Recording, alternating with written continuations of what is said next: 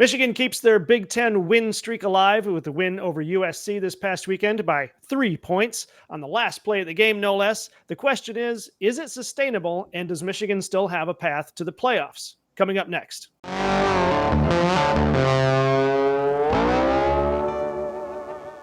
So it turns out one play can make the difference, and that last play on 4th and 1 was called by Grant Newsome. Michigan was the underdog coming into the game against USC, and they won just barely by 3 points, but nevertheless, they won, and that's what counts. They moved up in the rankings.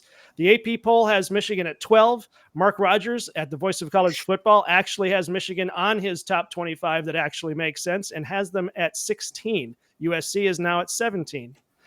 What does this all mean? Michigan might still have a path to the playoffs. We don't want to get ahead of ourselves, but well, who are we kidding? This is football. Of course, we're going to get ahead of ourselves.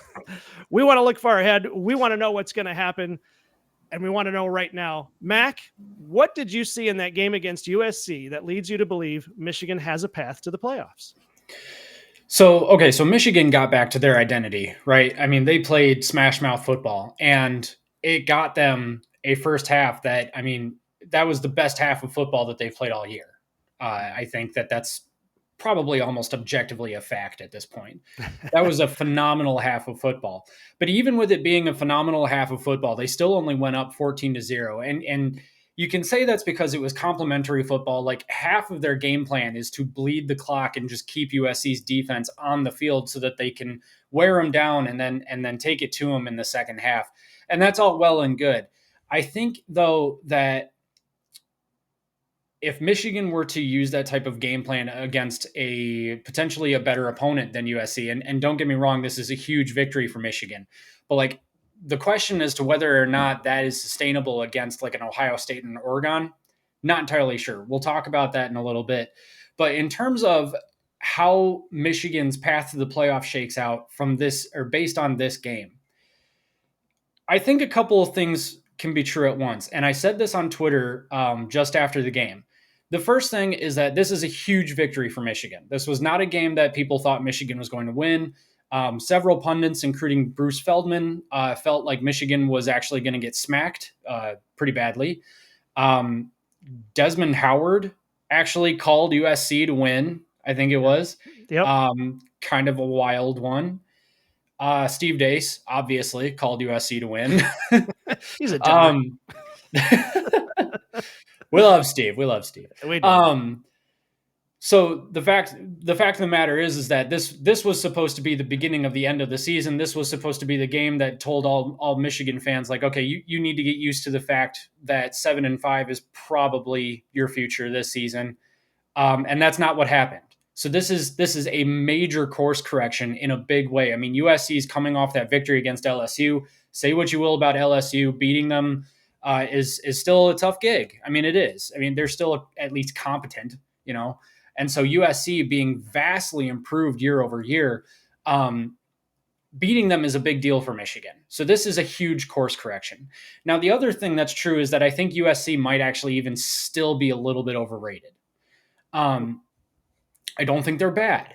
I mean, like I just said, that I think year over year, they're much improved. They're much better. Their tackling was crisper. They had a very good game plan, I thought, in that second half. They adjusted phenomenally. The one thing that got them, though, was that offensive line. Michigan's defensive line got pressure. And you also saw an interesting shift from Wink Martindale. He blitzed, I think it was like 36% of the time, somewhere in the mid-30s, I want to say it was. Whereas against like Texas, Arkansas State, and Fresno State, he was blitzing, I want to say it was closer to like 70% of the time.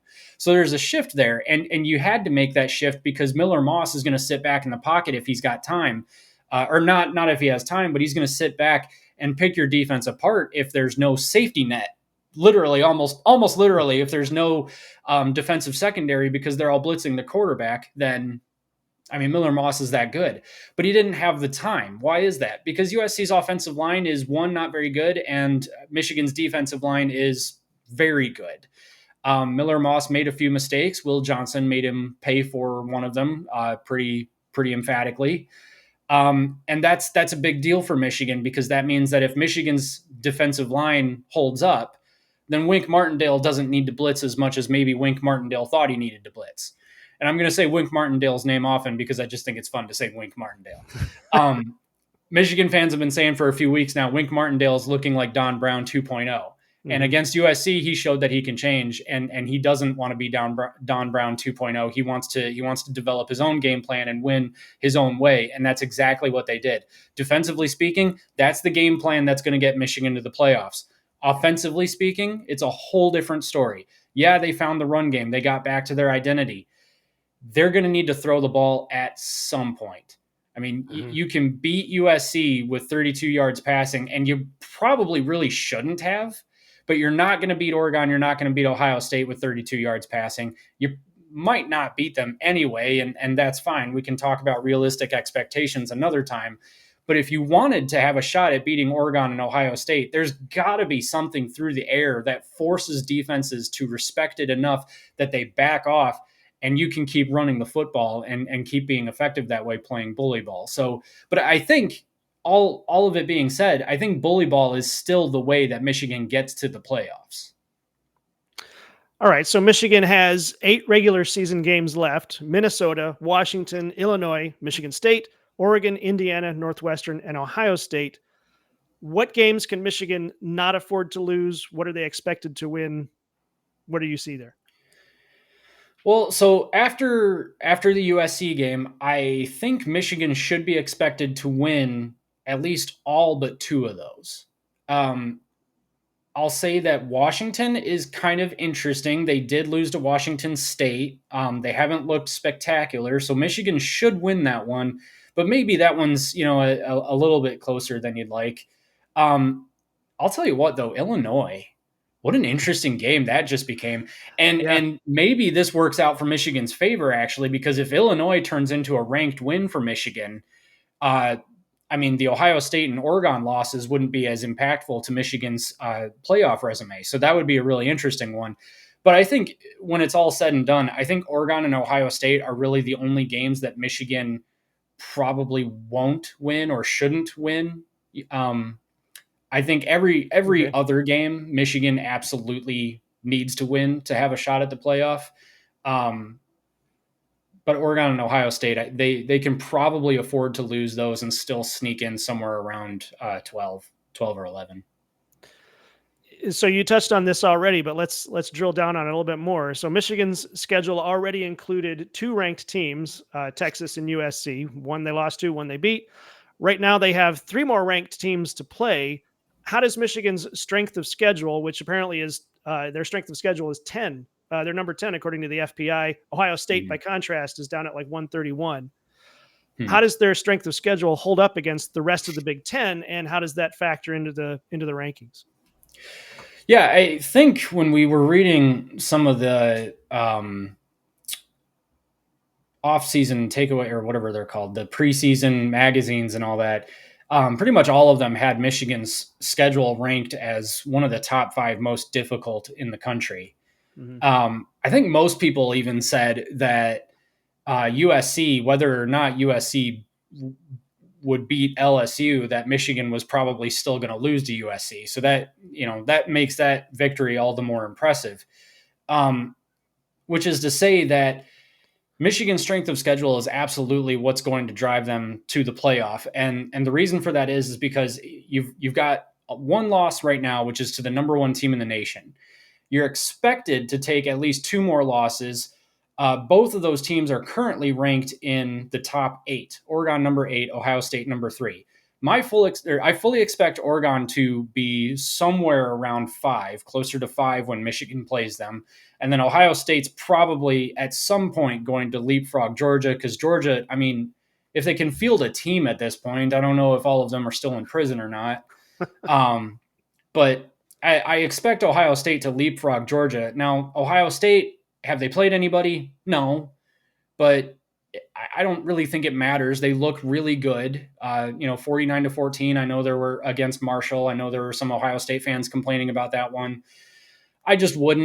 I wouldn't complain about that. I think that they're still in pretty good shape to be a really good team this year. And so if Michigan loses to them and they're ranked in the top 5, that doesn't really harm Michigan at all. If Michigan loses to Oregon and they're ranked in the top 8, that might do a little bit of harm, but that might be what keeps Michigan somewhere around the 11 or 12 spot. So I think, especially with Illinois being a ranked team now, and if they stay ranked by the time Michigan plays them, that's going to be what launches. That's going to be what keeps Michigan somewhere around the 10 to 12 range. So yeah, the strength of schedule is going to be immensely important here for sure.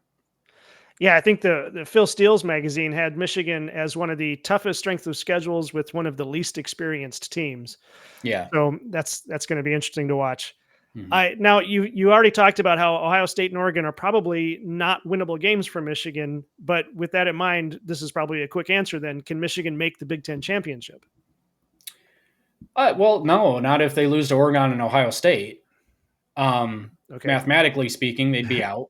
But if the question was how does Michigan beat Oregon and Ohio State, the answer is you've got plenty of time to figure out something of a passing game. And if Michigan can go into, I'll tell you this, if Michigan can figure out a way to consistently put up 150 yards through the air, then they're right back to where they were in 2021. I mean, they could beat Oregon at that point. And if they beat Oregon, then the Ohio State game becomes immensely more interesting. Definitely, yeah. Mm-hmm. So then, if Michigan makes it to the playoffs, and as we've talked about with the preseason magazines, I think Phil Steele's magazine, Athlon, and Lindy's, I think all projected Michigan to make it to the playoffs, but lose in round one. Mm-hmm. Do you see Michigan, if they get to the playoffs, do they make it past round one? Probably not. I mean, I got to remember exactly what the structure is. It's 1 through 4 get a bye week, right? And then, so that would mean number 5 plays number 12. Yeah. I mean, my expectation is that actually Oregon would probably be number 5. I don't know. Maybe I shouldn't even say that because there's a lot of season left. Yeah. No, I don't think that Michigan would get past the first round. That's going to be a home playoff game for whoever the number 5 team is, and that's going to be rough.